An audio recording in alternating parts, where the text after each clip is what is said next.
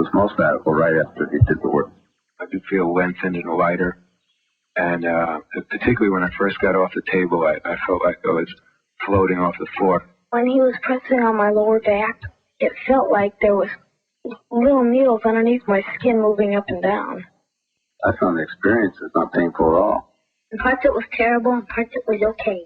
I mean, there's very few moments that I would even classify as pain. It was a rather ecstatic experience.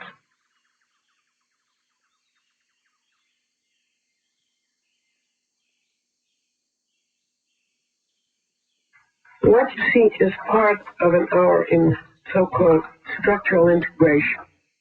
Structural integration is a technique which aims at organizing, at ordering a body, at bringing muscles back into the place where they belong in terms of their theoretical order.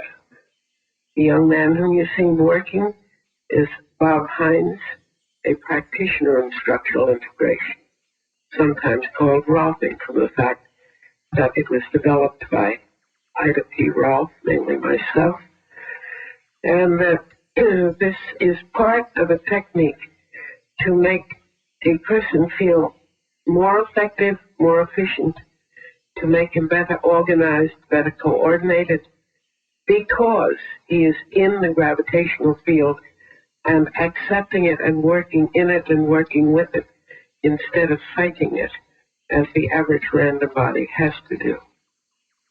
In structural integration, we expect to give a cycle of 10 sessions. There is a reason for this. We are not dealing with local problems. We are not dealing with the kind of thing that you can say, well, I fixed that, that's all. We are dealing with an attempt to make a body a sturdier human being, to make a body more secure, more adequate within the field of gravity. Now, this requires that muscles be balanced.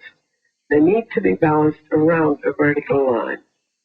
And when I talk about balancing muscles, I'm talking about balancing the right side against the left side, about balancing the front of the body against the back of the body, and finally about balancing the innermost muscles against the outermost muscles, the inside against the outside. This is the most important of those balances. Have you injured this arm at some time? Yeah, in junior high school at the age of 13 or 14, tumbling, broke the collarbone. Bodies carry their history written within them. In the event of accidents, and sometimes quite minor accidents, little Johnny falls, and Mama looks him over and he's still operational. And Mama tells the neighbor, we're so lucky, Johnny didn't hurt himself. Nothing happened to Johnny, but actually things have happened to Johnny, and various of Johnny's muscles have been displaced slightly, so that Johnny, in continuing to move around, to run around, to climb around, is using a different muscular pattern. And that different muscular pattern places itself on top of what should be the effective muscular pattern of the uninjured body. But it all talks to the seeing eye of what has gone on to displace the muscular patterns within the body. What I can tell is that there was injury over here on this shoulder, both from the way it moved feels. In the cycle of 10 sessions, which is basic to this work, there is a complete overseeing of what is going on in terms of the muscular and fascial patterns of the body. What we are interested in doing is setting muscular groupings where they belong in order to work most efficiently in the gravity, within the gravity field, in order to support the body with the least effort. That means that you have to induce a balance. And you induce this balance by getting two sides symmetrical, front and back symmetrical, inside and outside symmetrical. And if you're trained to see it, you can see to what extent you have succeeded in doing this through the changes in the outer contour. This becomes apparent in our before and after 10 pictures. This young lady is a model in a class in Miami and actually sent to us by a children's clinic. She's only about 17 years old, perhaps. And you see here how the contour of her back and the contour of her abdomen display the fact that her lumbar structure is much too far anterior. As a result, she's compensating with these buttocks much too far back. Whereas at the end of 10 hours, so much of this has changed. The lumbar structure has come back. Because the lumbar structure comes back, the hip structure drops, and that buttock structure becomes much more normalized. Her neck begins to sit up on her spine, over the spine, supported by the underlying spine. Here you have the neck structure, and it makes you suspect that it's breaking. There seems to be no support below it. A Rolfing, a structural integration session, demonstrates that a body is a plastic medium.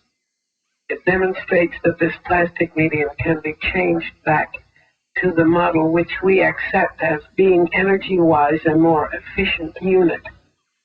In order for a more efficient unit to come from a body, that body must be arranged in a symmetrical pattern around a vertical line. You have to deal with the body as an aggregate of blocks. You have to change the positioning of the blocks so that the center of gravity in one is virtually above the center of gravity in another.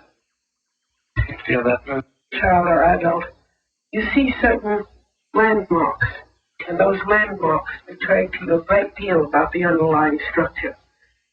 You may see that a knee is directly opposite a knee, that you can draw a horizontal line, but the chances are you won't, because in random bodies what you find is an oblique line. And you find an oblique line connecting the various similar landmarks on the pelvis. You find an oblique line connecting similar landmarks on the shoulders. Let me say parenthetically that these drawings were made from actual photographs of a little 3-year-old who had a defective hip in one of our earlier classes. And when you look at that, you see these blocks twisted. Some of them are too far back, some of them too far forward, some of them are rotated around, and some of them actually get tipped. They're higher in the back than they are in the front and so forth. You look at that child and you say, well, that child has very poor posture. But he doesn't have poor posture. He has poor structure. The object of Rolfing, the goal of Rolfing, is to transform these oblique lines into horizontal lines. Because the basic goal of Rolfing is to establish a horizontal pelvis. Can you tell the difference as you breathe? Yeah. How does it feel different? I can breathe deeper. Here, for instance, is a group of children. They would be called a healthy, normal group of children by their parents, their neighbors, etc. But look at them. See the fashion in which this child, and this child, and this child, and some of the other children have their necks just collapsing into their torso and the head into the neck. They have little neck. And I will predict that this tendency towards fat in this child is going to continue because she does not have the length for the amount of flesh that is due to be on her. On the other hand, if you look at this little girl, you see that she has much longer neck, that her head is going straight up. The top of her head forms a horizontal. That the whole story of this child is a going up, a spreading out, a lengthening story. The child defends itself. I think this is the first thing you see. It defends itself against fear. It defends itself against parental anger by lifting its shoulders and bringing its shoulders forward into its general defensive position. Then, of course, there are other pictures, the picture of grief. Many times a child will copy an adult, will copy his much beloved father, and father is carrying the burdens of the world on his shoulders.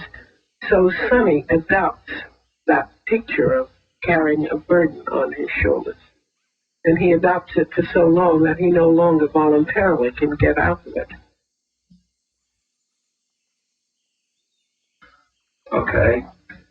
Could you tell me something about the limitations that you have in your dance and where you're feeling it in your body?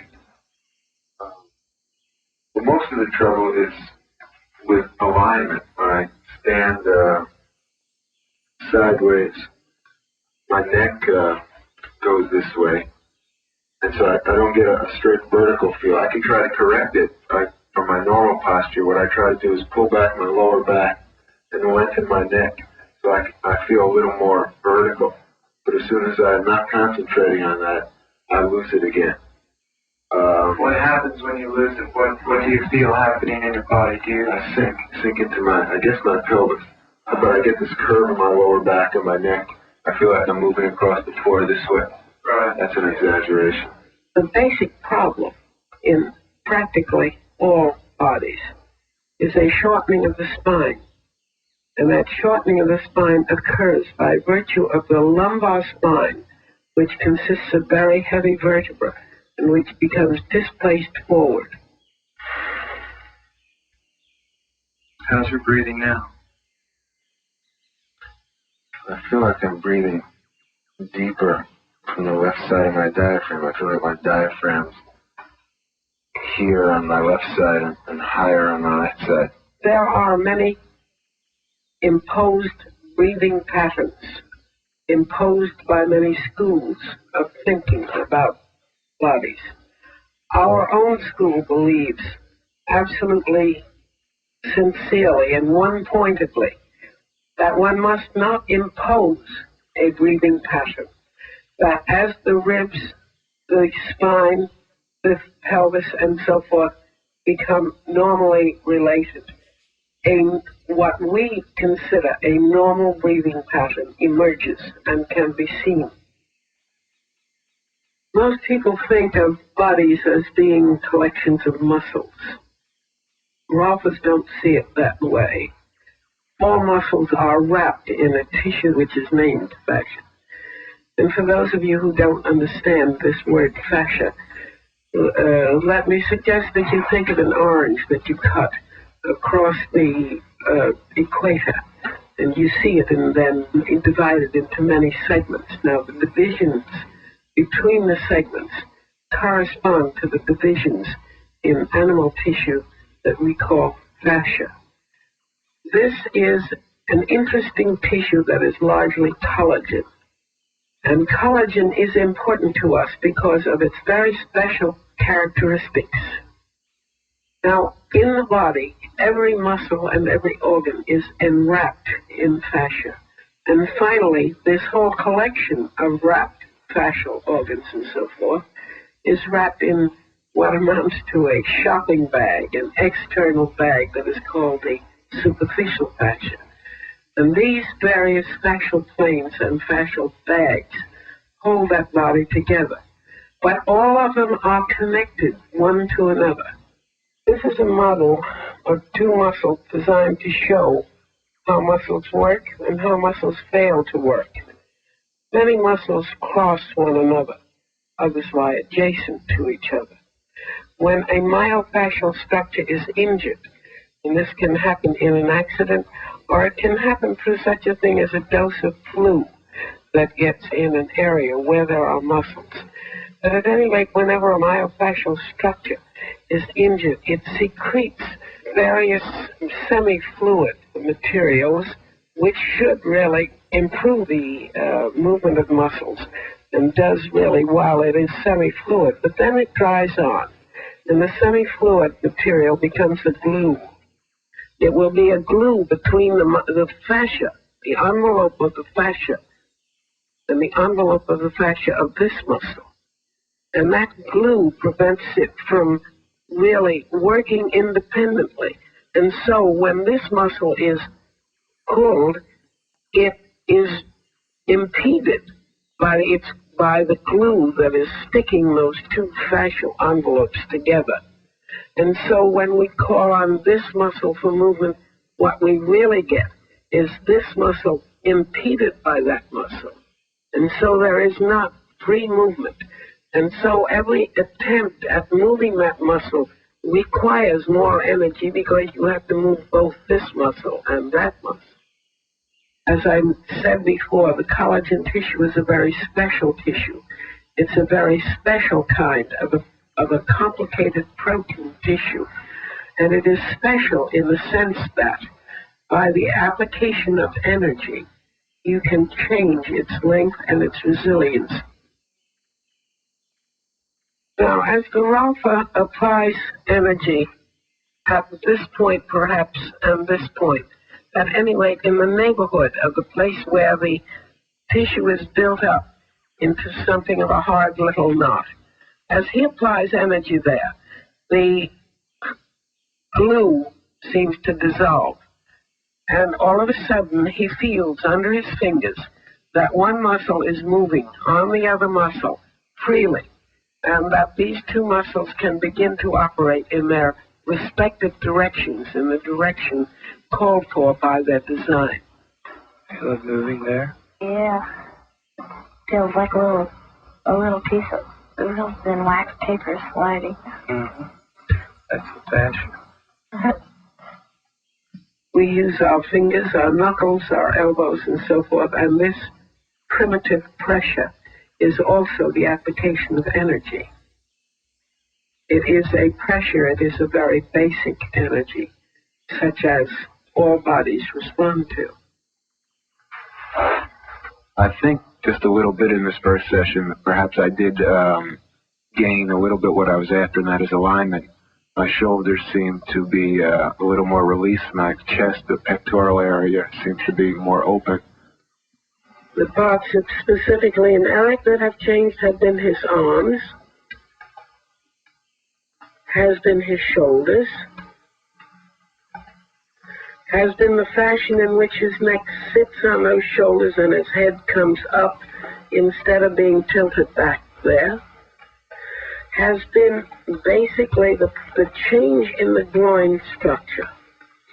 There is a weakness in this groin structure here, a weakness that says to the experienced person that Eric is a man who gets tired very easily, tired on his feet. And as this man is a dancer, this is a pretty serious situation. And here you see that lumbar spine has come back. Refer it to the arm structure. It has come back, and in coming back, it has more nearly approached the vertical, which is what we are trying to find. Eric, I'm sure, is particularly aware of the change in his neck structure. The neck has come back. He's no longer carrying his head in front of him. And his head is, after all, a matter of maybe 12 to 15 pounds that he is literally carrying in front of him the entire day, except when he's lying flat on his back. He is having to carry that head. It is not just balanced above his spine. And here he is carrying less of it. Eric, in his picture of Actor 1, shows an improvement, an approach toward the vertical. But he also shows that there is a very great deal of work that needs to be done still. And of course, after all, we claim that we don't want to take on people who are not going to have at least 10 hours because we want to establish an essential verticality. And unless they're willing to do this, we're not really very anxious to have them. Nevertheless, we always feel that first hour is something very special. It establishes in the mind of the person in whom we work, Eric, in this case, the possibility of change. Basically, we feel ourselves not therapists. We feel that we are teachers. And my expression of this is that we are not therapists under any circumstances, that it is the gravitational field that is the therapist. What we do is to prepare the body to receive the support from the gravitational field, which gives the greater sense of well-being that you have heard expressed among these people whom you have been questioning. And he touched certain spots on my body at one point. It felt that it was just too tender and he couldn't work there and I couldn't take it working there. And it wasn't a physical pain, it was an emotional pain. And the third Rolfing, he went to that spot again. And the most unusual thing I felt at that time is that I had an odor of sulfur that just filled the air as he touched a part of me. And I had a flashback of sulfur packs being put on my back from an illness as I was a child. And it released a lot of emotional pain that I had gone through when I was 10 and freed me from it. Serious traumatic episodes also leave their mark. And later in life, a person goes to a psychotherapist of some sort, expecting to get those dug out. But actually, those very serious traumatic episodes are anchored literally in the flesh of the body. And until the flesh of the body is freed so that it can move appropriately to the pattern, the traumatic episode cannot really be erased from that body, forgotten. It's not possible. For example, I remember a young man who, after not 10 but 20 hours of work in Rolfing, was still showing such a peculiar pattern around his chin and throat. And I started working on him, and he burst into tears, and he begged me to stop. He could smell the water, he could taste the water. And actually what he was tasting and smelling was the reliving of an episode in which, as a 3 or 4-year-old child, he had literally drowned, been fished out of the lake, given respiratory assistance and so forth, and eventually brought around again. But the child actually had apparently died at that point. And now, he's now 40 years old instead of 4 years old, and he's reliving this episode and tasting the water as it's pumped out from those lungs. From the very first session, I felt like a sudden calmness had come all over me. I could think deeply. My thought was like penetrating. And as I got off session after session, I could experience a day-to-day growth, a day-to-day release of tension, a day-to-day release of anger, things that I've never been able to do before. It's the feeling is like, now that child which was stifling inside of you has been allowed to grow. And since that day, I've been maturing in a way that I could hardly understand. It's like I always felt like a child, and now I'm feeling like a man. To me, personality is not a mental thing, but to me, personality expresses a two-sided coin, on one side is the physical and one side is the mental. And a serious change in either one will most certainly result in a serious change in the other. Well, I think I'm the only one in the group whose children have been done. The youngest one is a boy. He was far more emotional than any of the children. And after he had a particularly traumatic session in Rolfing, the next day he came home and he was joyful and happy and free and running. And, it was like everything had been released all at the same time.